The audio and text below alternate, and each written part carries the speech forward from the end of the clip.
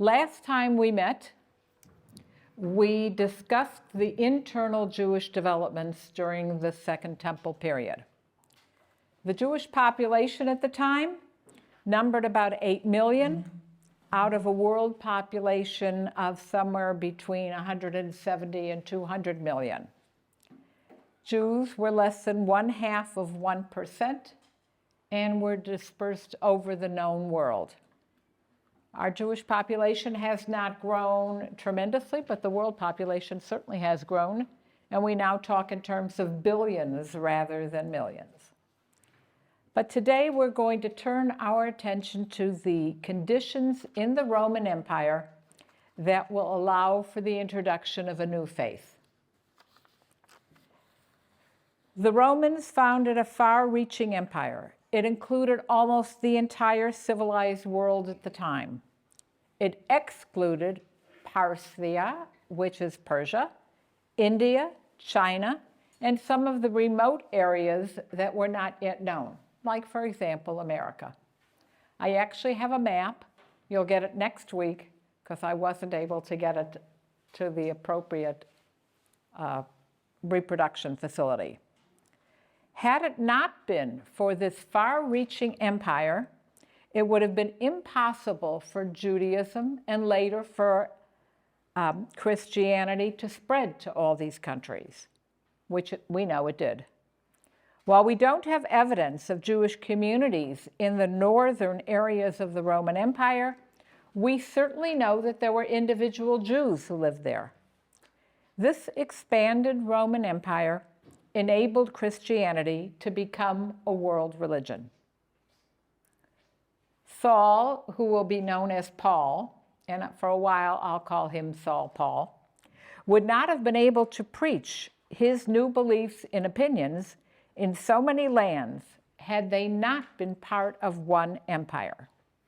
Moreover, if primitive Christianity had confined itself to Eretz Israel, to Palestine alone, it would have remained a Jewish sect and possibly would even have completely assimilated into Judaism, as was the case with many of the sects that we talked about the last time we met. Generally, there are 3 conditions necessary for a new faith to be received by an old world. There needs to be, number 1, external conditions that are conducive to the new truth.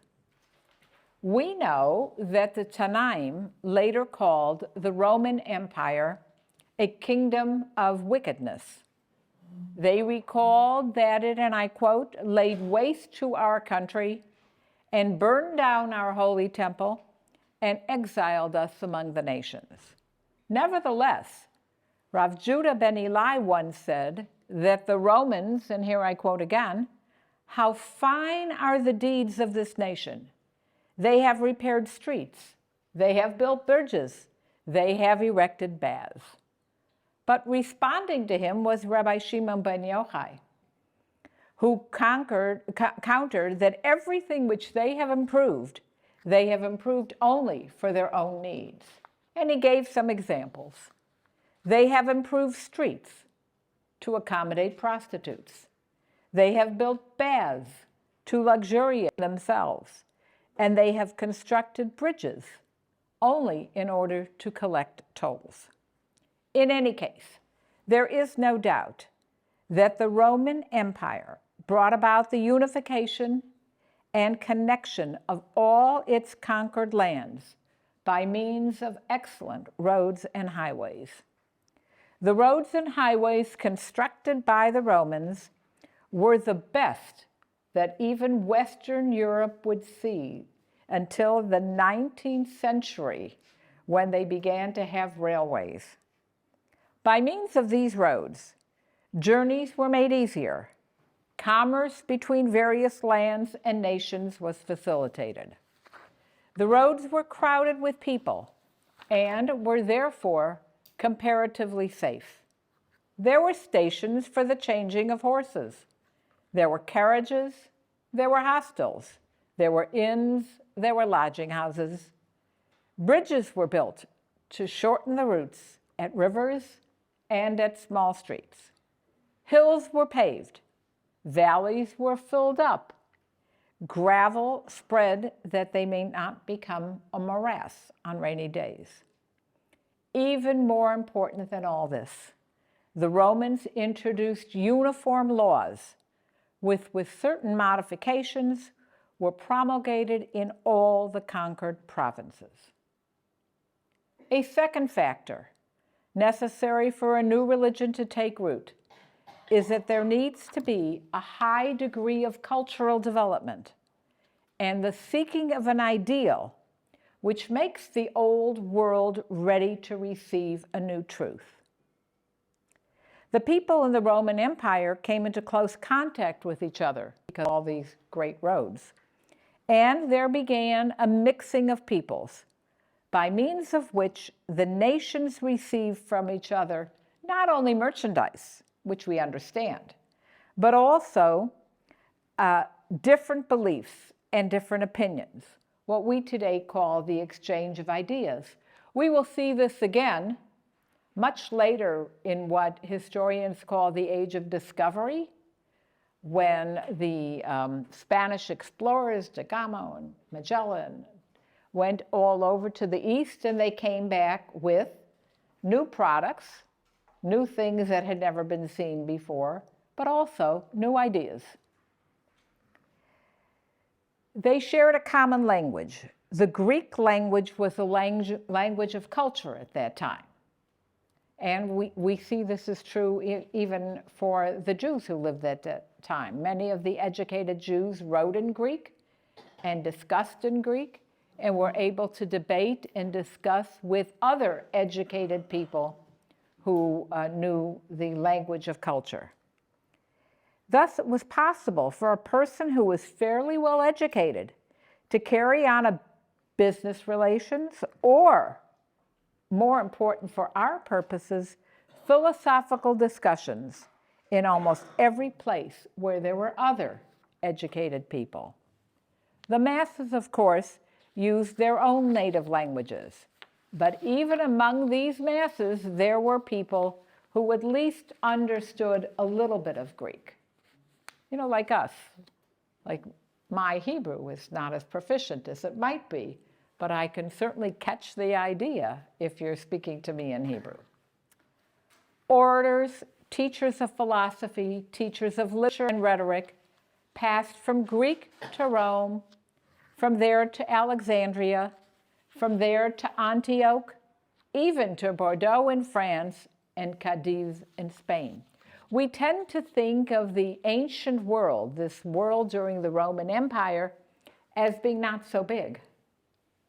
But as we look at the map and we see where people had expanded to, and in our case, particularly where Jews lived, we see that it was bigger than we might have thought, and that people were more spread out. Philosophers disseminated their ideas, or the ideas of their teachers, or the ideas of pamphlets that they were able to get a hold of and read. In this way, we shall see when Saul Paul began the spread of Christianity, he followed a beaten track. He went where other people had been spreading ideas. This was not new. The roads were there. The major stops along the way were there, and he was able to take advantage of that. Although the content of his teaching was different, Paul's ways of disseminating his ideas were in their externals, like those who went before him. But he added to them what we will eventually call the Jewish inwardness, the Jewish emotion, which is particular to a monotheistic faith that is very zealous, very anxious for its own separate existence. And third, there needs to be a weakening of what we might call the old truth. In other words, what existed there? In one word, we would say paganism. We would say that the old truth that existed in this entire area was paganism, the belief in idols. But that seemed to be weakening, and it was weakening around this period of time. And when we read the Latin literature of this period, the moral condition of all peoples in general, and particularly the Roman people, appears to us to be rotten to the core. The pursuit of gain had reached its utmost limit. Family life had been ruined. Many wives cavalierly betrayed their husbands, and the men were even worse. Servants were treated like animals. The relationship of the patrons to their clients was rotten in the extreme.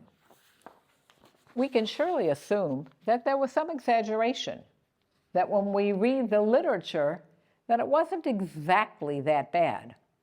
But on the whole, the literature reflected mostly the upper classes. Within the middle class, the good old standards were preserved. Even in the top ranks, there were some clean and moral people, or at least people who preached morality to others. The names that come to mind are probably Virgil and Pliny the Younger.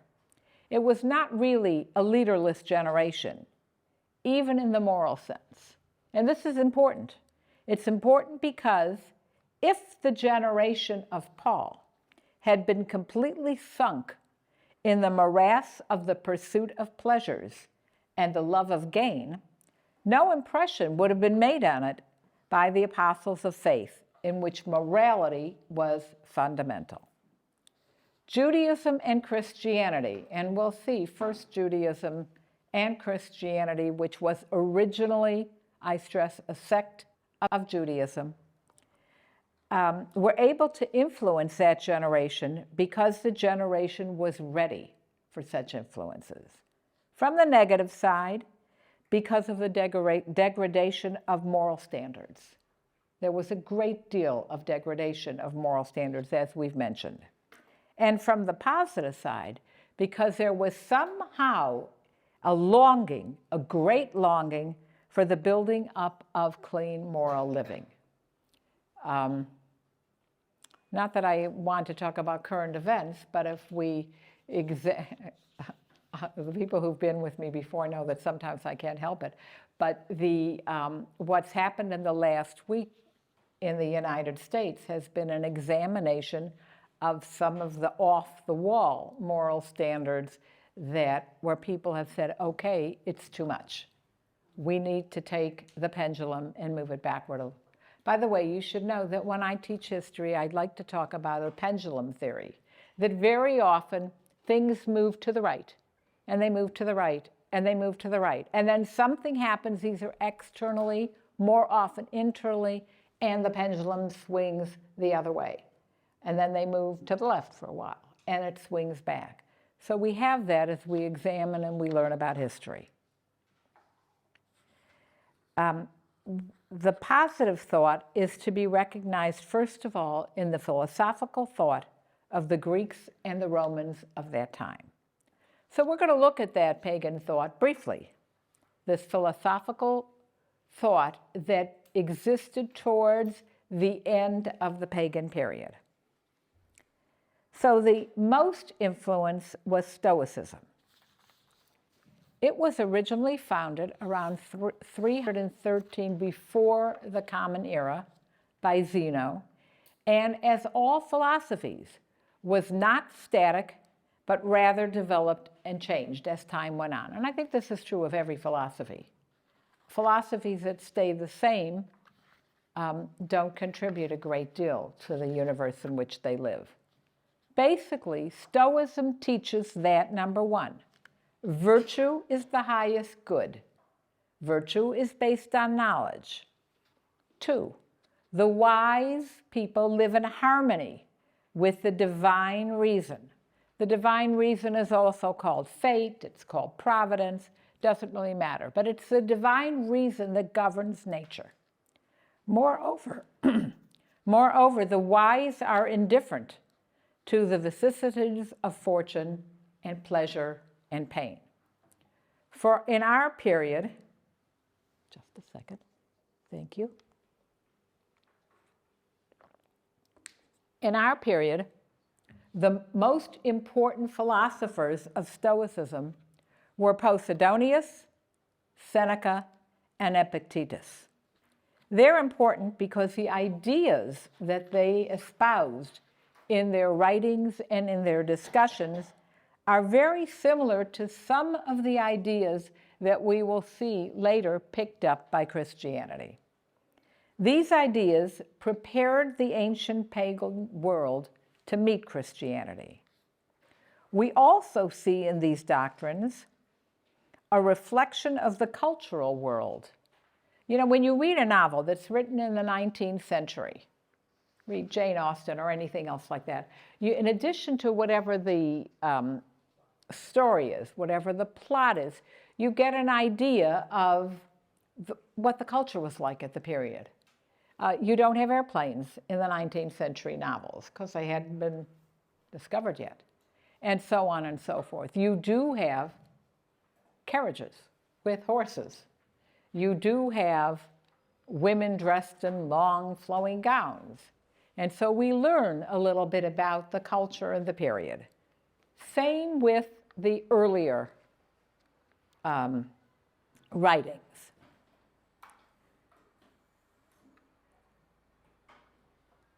Posidonius, who lived from 135 to 51 before the Common Era, again, that's still the period of the Beit Sheni, of the Second Temple, was considered to be the most learned man of his time. And he believed in only one God.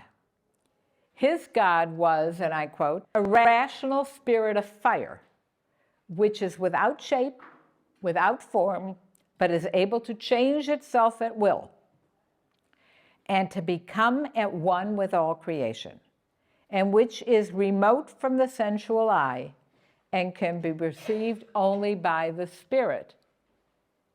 If you're listening, that sounds a little bit like our God. He taught that the spirit and the soul are what he called the ego of man. God, he said, dwells in our hearts. He is beside us, round about us, within us. Man seeks after God, and this search for God is evidence of man's divine nature. This shouldn't sound so foreign to us. It sounds that maybe he took some of his ideas from his discussions of our important and Gedolim of the time. All the good of the world, he said, comes from God. But wickedness, well, that's something you have to do on your own. The wickedness, evil, comes from men's misdeeds. He does not attribute that to God.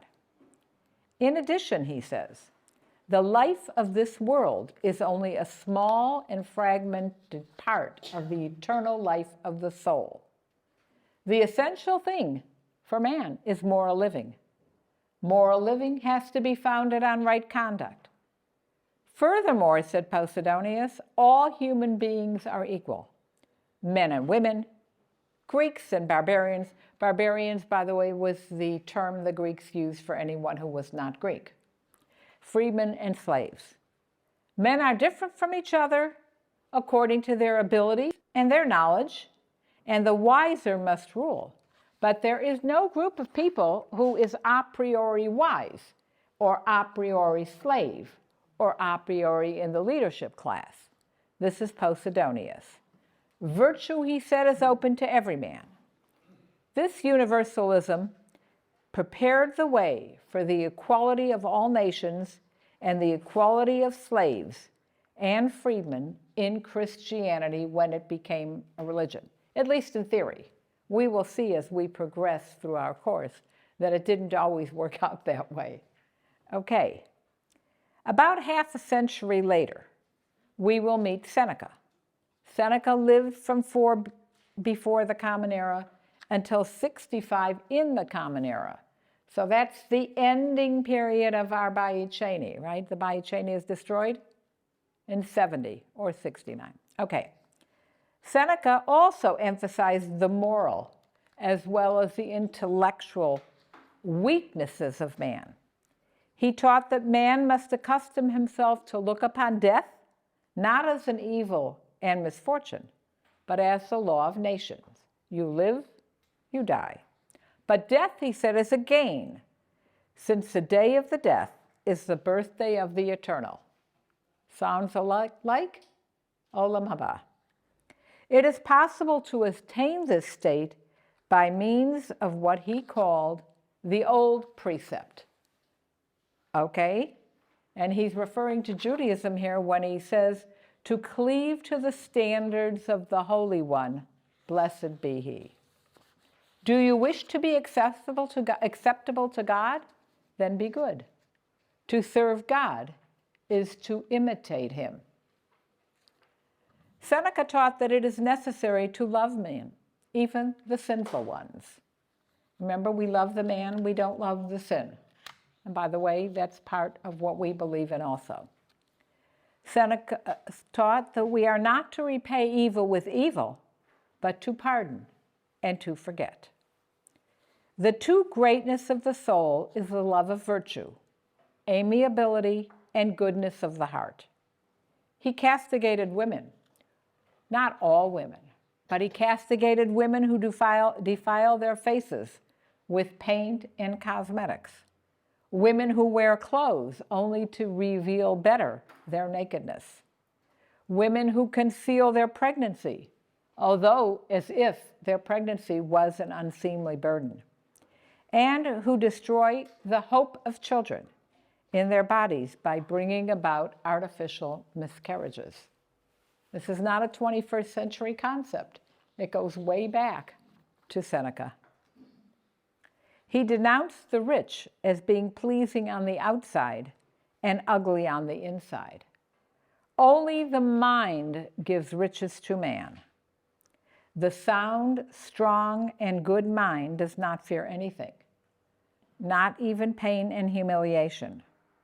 For pain hardens and strengthens a man. I'm not so sure of that today, by the way, personally. A good must be done for its own sake, without ulterior motive for pleasure, since virtue is its own reward. He taught that to humble oneself before God is freedom. No man can be good without the help of God. No man can rise to fortune unless God helps him to rise.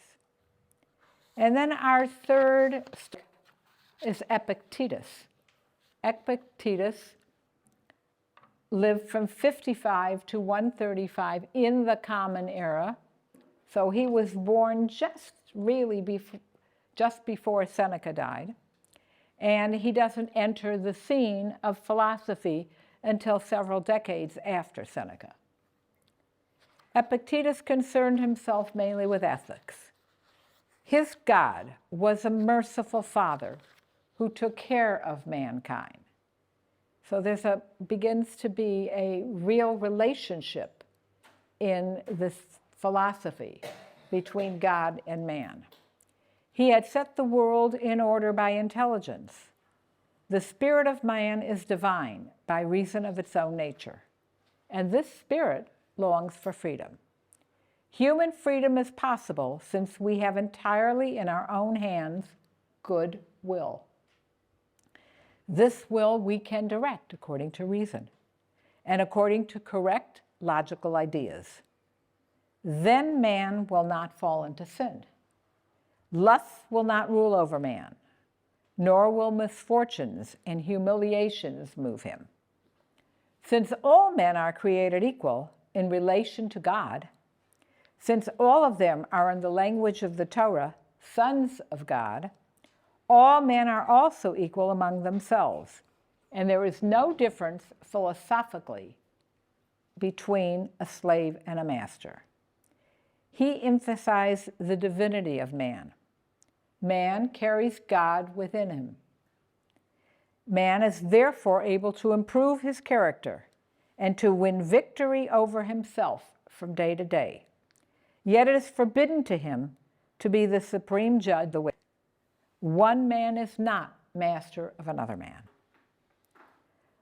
But none of these philosophies, even Stoicism, gave complete satisfaction to the deeply religious spirit of the day. People thought to reorient themselves. The pagan multitude were certainly not able to find satisfaction in an abstract philosophical doctrine that was way up there. In addition, this doctrine lacked what we will call religious mysteries: a living God, a God who fashions and creates, who leads and oversees, who deals out rewards and punishments, who relieves from burdens, who dies and returns to life, who redeems and revives all those who cleave to him. Now, those characteristics were popular with the pagan gods, right? The pagan gods, you prayed to the pagan god for whatever you wanted, and if you were good, the pagan god might reward you, and if you were bad, the pagan god might punish you. But there was this relationship. Now, when we begin to have Stoic philosophy, right, with Posidonius and Seneca and Epictetus, we begin to see that their ideas are different, and their ideas are something that was lacking in the pagan world, but they lacked this personal connection, if you will, with a God who responded to them. But there is no doubt that Stoicism in general, not any particular Stoic, but the whole idea, these ideas, influenced Paul and those who came after him. We will see that the Greek and Roman philosophers of the first century saw in both Judaism and in Christianity a faith of folly, and they opposed the spread of both with all their might. And we know that for years, paganism, right, all the Greek and the Roman rulers are pagans. And when does Christianity come into the fore? I mean, we'll discuss it as we go along, but not really until the 4th century. It's 330-something in the Common Era. Yes? But for hundreds of years, the Roman Senate was debating that they have to reduce the gods because everyone was giving their produce to all these gods and there was nothing to tax. And they also were giving their honor to the local pagan priests. 100%. So what we're trying to do... Slavians invented Christianity. So what we're trying to do is we're trying to take the pagan philosophy that had existed for centuries, and we are saying that it wasn't enough. For the people who lived in the period that we're talking about, we said that there were negatives and there were positives. So one of the negatives was they weren't happy with what they had. There were lacks in what they had. And certainly the rulers would be very involved in the tax issues that you're talking about. But there are always going to be a push and a pull. There's always going to be something that you want to do differently, and something that is going to pull you to where you want to go. So what we're trying to say here is that paganism had its faults. In addition to some of the faults that we're talking about, it also had the fault of there was a great deal of depravity, a great deal of immorality. All those also played. You had people who felt the pendulum had moved too far left, right. You had a question? Yeah. One is, why did they find Judaism and Christianity threatening that they had to address it? And the other thing is, did they see Stoicism the same way? Did they try to suppress Stoicism? No, because those were ideas.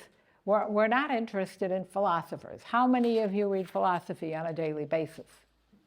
Some of you, and it's a good thing.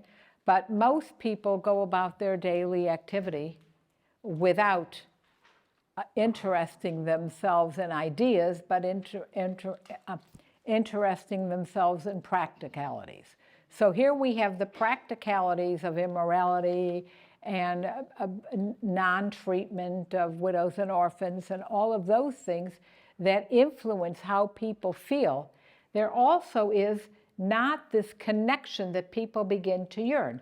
Now, there are those amongst our very important rabbis and educators who feel that perhaps there never would have been Christianity, that it would not have existed ever had Judaism been a little bit stronger, because Judaism answered the critique, answered the needs of the people, as did Christianity. Now, what happens is we will see as we move forward that Christianity was easier. It was easier to become a Christian than to become a Jew, and we'll get to that in a couple weeks. Okay. What do you mean by stronger? Would have been more forceful. Look, we only have to read Nevi'im Achronim and listen to some of our Nevi'im, who also were very active in exactly this period. I do Dach Yomi, so we're doing Yechezkel right now, and it's like a horror story in many ways. It's all the sins and abominations that are prevalent in the Jewish world. There is a reason why God promises to destroy the Jews and destroy the temple. Obviously, we weren't what we should be. But that was also going on. Remember, Jews live in the world. They live in the real world. And they are influenced, as they are even today. They are influenced by the world around them. And all of these depravities and all of these immoralities and everything that was going on in the world around them were also important in the Jewish world. Okay, so we have a challenge to Stoicism. And the challenge to Stoicism is Epicureanism. And Epicureanism, on one level, threatened to destroy all faith. The term became an epithet for any disbeliever or religious heretic or libertine. Even in the Talmud, we speak of an Epicurus. The fact that's even mentioned in the Talmud tells us that the system of Epicurus was widely current in the first centuries of the Christian era. We know that Epicureanism existed for 600 years, at least 600 years, from about 300 before the Common Era to a little after 300 in the Common Era. It did not develop much, like a lot of these other religious constructs. It changed very little. The philosophy of Epicureanism considered sense perception to be the source of all the conceptions and ideas of man. The world is a kind of mechanism which man must know only insofar as to make use of it. This is going back to some of the things that we hinted at before. Because man needs to make use of it in order to have a certain satisfaction and to recognize the good and evil which is in it for man. Beyond this, man does not need to investigate. He does not need to know it all. In order that he may know the world for this utilitarian purpose, it is important for him to employ his natural intelligence, and his natural intelligence is his own experience. Sense perception and experience are not to be doubted because they are clear, certain, self-evident. In Epicurus' teachings, there is no creator and no Lord. The soul of man is not fundamentally different, don't get upset, with the soul of other living creatures. There is no feeling or sensation at all after death. Therefore, man is freed from the fear of Hades, Gehenna, and of punishment in any other world than the present one.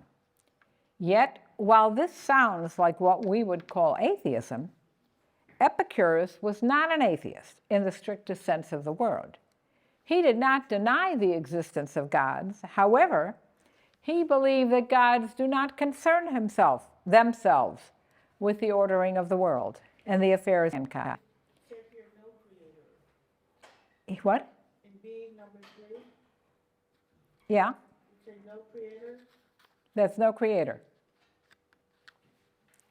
Remember, creator is a monotheistic God, right? We didn't have monotheistic gods. We have the god of fire and the god of fertility and the god of wind and the god of beauty and the god of, right? Remember your early Greek gods. Okay.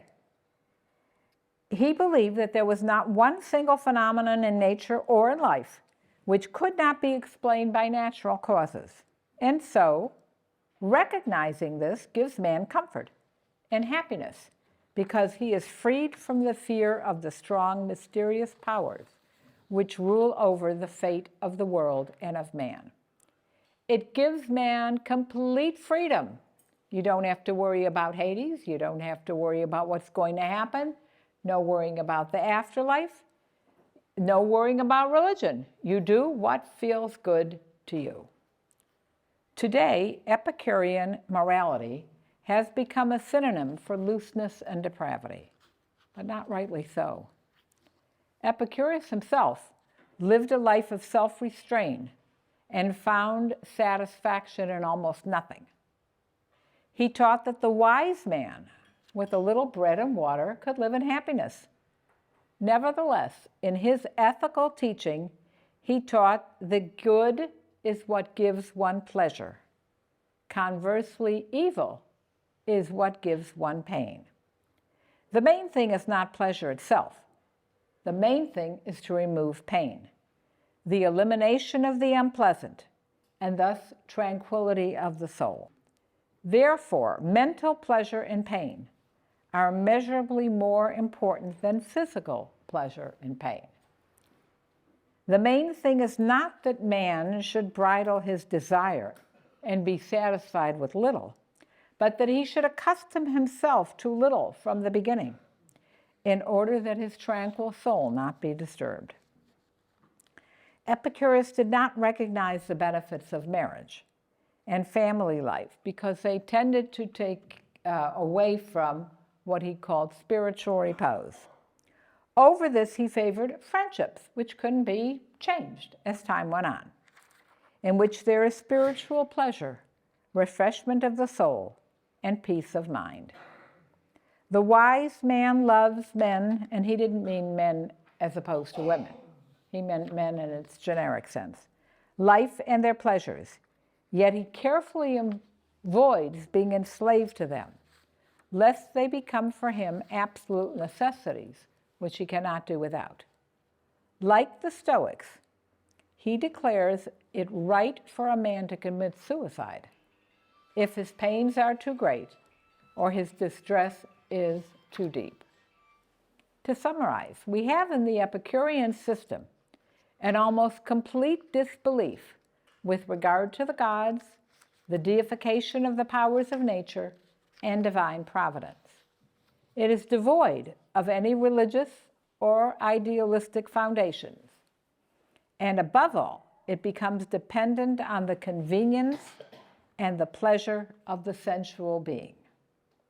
Not surprisingly, the religious spirits of the days did not find satisfaction either in Epicureanism or in Stoicism or in any one of the dozen other philosophies that we're not going to discuss. If Stoicism helped Christianity to prevail over paganism by its positive religious ethical principles, then Epicureanism, in the philosophical sense, by means of its negative principles, caused the destruction and setting aside of all paganism and all of the relativistic ethics that came with it, right? If everything is judged on the basis of whether it is pleasure or pain, then if you don't get pleasure out of it and you do get pain, then it's not worth anything. This was brought about by a deep and incisive skepticism, which without any doubt influenced at least the educated classes of the period and pushed them into the arms of Judaism and Christianity, because Judaism and Christianity both had a monotheistic religiousness and Jewish ethics so closely connected with a strong and deep faith in God and man alike. These beliefs did not exist totally independently. What made them so influential is what we call religious syncretism, which means the mixing of the various religions and the identification of various gods in various lands and nations. And then here a little bit of history. We have the conquest of the East by Ptolemy and Mark Antony. You all read about that in Julius Caesar. The Orientals, the people from Asia Minor, from Syria, from Palestine. Palestine, by the way, is considered East right now. Babylon, Persia, and Egypt began to influence Greece and Rome. They penetrated into all branches of life, literature, and learning, because the people who lived there became merchants and soldiers and slaves, teachers and scribes, lawyers, astrologers, and philosophers. And this occurred at the same time that Greece and Rome were beginning to decline. Right? Remember, we have the height of the Greek Empire, and then they're conquered by the Romans, and then we have the height of the Roman Empire, which then begins to be conquered. And who are they conquered by? They're by the Macedonians, who come from the east, and so on. And so the great Oriental religions began to filter in as well. And thus began religious syncretism, which is not polytheism, because polytheism is a tolerance that you have for religions that are not yours. Syncretism is where you adopt and you take over and you integrate some parts of another religion into your own. This prepared the way for the mystery religions. And these mystery religions, they're called mystery religions in the literature, came particularly from Asia and Africa, from Syria, Persia, Egypt, and other countries. Without conscious purpose, without definite intention, the new gods were identified with the old native gods. Read old native gods, read the pagan gods, whose veneration had been preserved by tradition. You worship Zeus because your mother worshipped Zeus. You know, it's like when we have all the examples of the Spanish people who were trying to avoid being burned at the stake. And so we have Spanish people women who lit candles for centuries after, while they were good Christians. And they did it because their mother did it, and so on and so forth. Without conscious purpose, these pagan gods still exercised a very formal role in the activities and the beliefs of the people of our period. And this led to gods and goddesses of different nations and different religions, with their functions confused, and they dwelt side by side. But there is no doubt that this mixing of religions and divinities tended to diminish regard and true reverence for them. All of them became weak. They became diluted. They didn't have any clear and definite characteristics. So thus, religious syncretism helped Judaism, which did have very clear and defined beliefs and postulates, and Christianity afterward, showing pagans the futility of all these gods and religions. Religious syncretism had a positive influence as well, but only on Christianity. The Oriental gods most familiar in Greece and Rome were the dying and rising gods. The idea that a god could die and return to life was therefore in existence centuries before the rise of Christianity, because that was part of paganism. We have all kinds of examples in the pagan literature. It was widely current in the pagan world also in the very time of the rise of Christianity. A number of the pagan religions also promised resurrection after a severely painful death to the man who had attached himself to the god and had been sanctified by him. And there were also instances in paganism that a god was sacrificed as an offering for the people, and this god rose again, proving that he surely was a god. There can be no doubt, had it not been for the general influence, however obscure and remote, of these pagan stories, a Jewish Messiah would never have become the Christian Son of God, who in spite of his death on the cross rose to life again in the vision of his followers and became not only the Christ Messiah, but also the Son of the God the Father, a Son who was begotten of the Holy Spirit, rose to life again from the darkness of his tomb, and became like in all things to God the Father. In other words, what I'm trying to tell you is that a lot of these early Christian concepts, and even current Christian concepts, had their basis not only in Stoicism and Epicureanism, but also in paganism, that all of these trends tend to merge. There was another cause of this fundamental transformation of the Jewish Messiah at the hands of Christianity. We have already seen that a man could become a god, or the son of a god, or even be the son of a god while remaining a man. But in the Orient, especially Egypt, they were already familiar with the deification of the kings from the earliest times. We know that the Egyptian pharaoh was the embodiment of the gods. The Greek kings of the house of Ptolemy, who ruled Egypt, received adoration as divinities from the Egyptians. The Persian king, recall Megillat Esther, also demanded divine honor for himself, all who approached him being obliged to bow down and do obeisance before him as a divinity itself. And so the Roman Caesars also became divine. There is some question of whether Julius Caesar only became divine after he ascended to heaven and became a god. But we know for sure that Octavian, who's called Octavian Augustus, or Augustus Octavian, depending on which translation, that he became the holy and exalted him above all mortal men and made him a deity, or almost a deity. Yes? Before that, when you mentioned that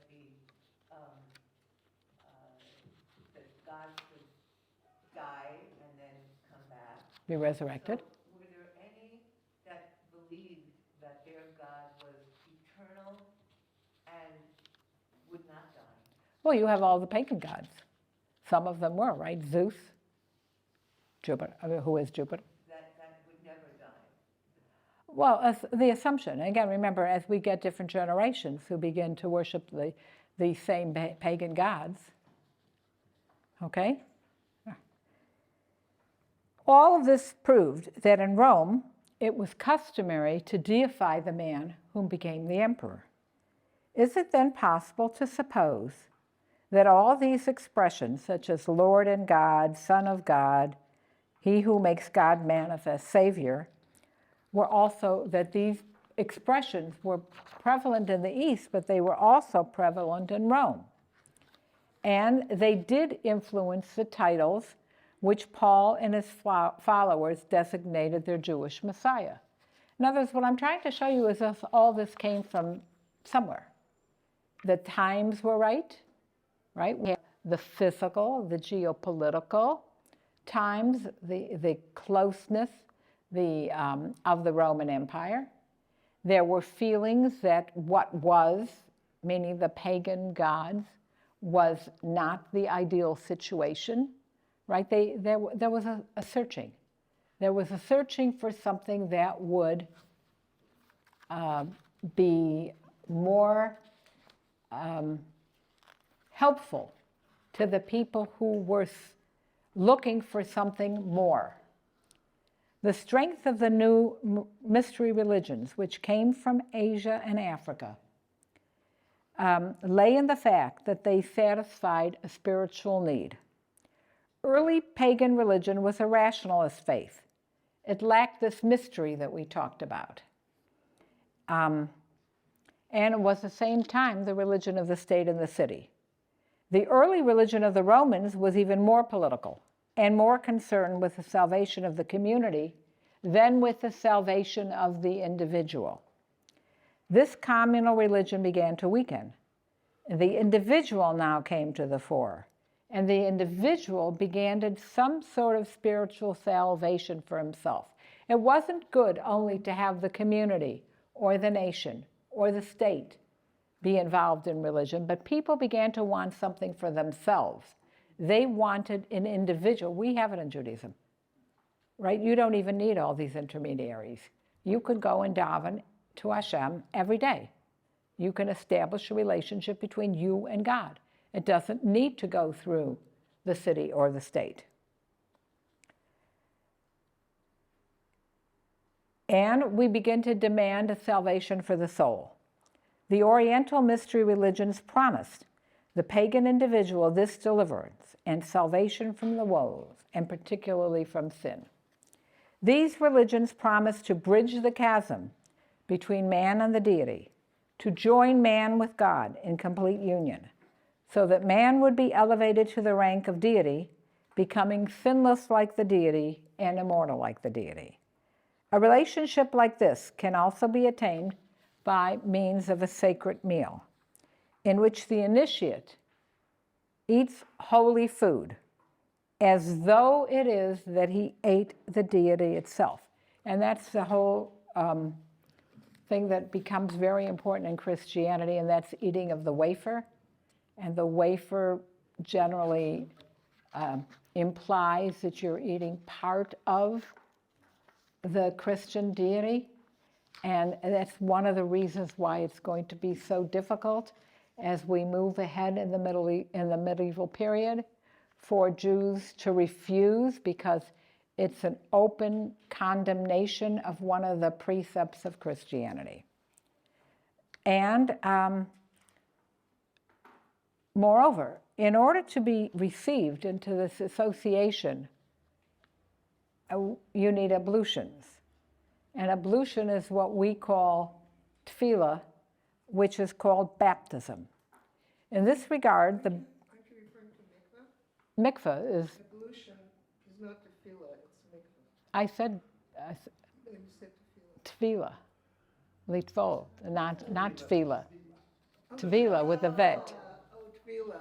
Tefillah, it's mikveh. Okay, that's okay. Ask. I don't want you to go away confused. Okay. In this regard, the baptism of the pagan mysteries is similar to that of Judaism, which also, in the days of the prophet Yechezkel, was connected with purity of the soul. And we will see that baptism, mikveh, tefillah, assumed a very great importance in Christianity, much greater than in Judaism. Christianity came from the East, and likewise gradually became a new combination. It became a compound of Judaism and Hellenism. We'll talk about Hellenism next week. Paul consciously opposed paganism and brought over the pagans to Judaism in the new Christian form, which he had created. But he was nonetheless unconsciously influenced by paganism and took over from it most of its sacred practices. He now called those sacred practices sacraments, insofar as he could find for them some sort of precedent in Judaism. Or he unintentionally colored Jewish customs with a pagan mystery color. He also took over from the pagan mystery religions and from the pagan philosophical religious thought a part of their terminology. The secret of his success is that he made use in large measure of those weapons which a paganism anxious for the salvation of the individual placed in his hands. He added to them the ethical demands, the ways of salvation, and the irreconcilability with other relations which he got from Judaism. For Christianity inherited from Judaism, if not self-sufficiency, at least resoluteness and zeal in all those parts of Judaism which Christianity could not reject without being completely swallowed up by paganism. The great Jewish heritage which Christianity brought with it from Jerusalem, from Palestinian Judaism, from the first disciples, was necessary for his victory. But Christianity also brought with it, after a brief period, a heritage from Alexandrian Egypt and from Hellenistic Judaism. Next week, we'll look at Judaism and Hellenism, how they confronted each other and how they began to live with each other. Thank you.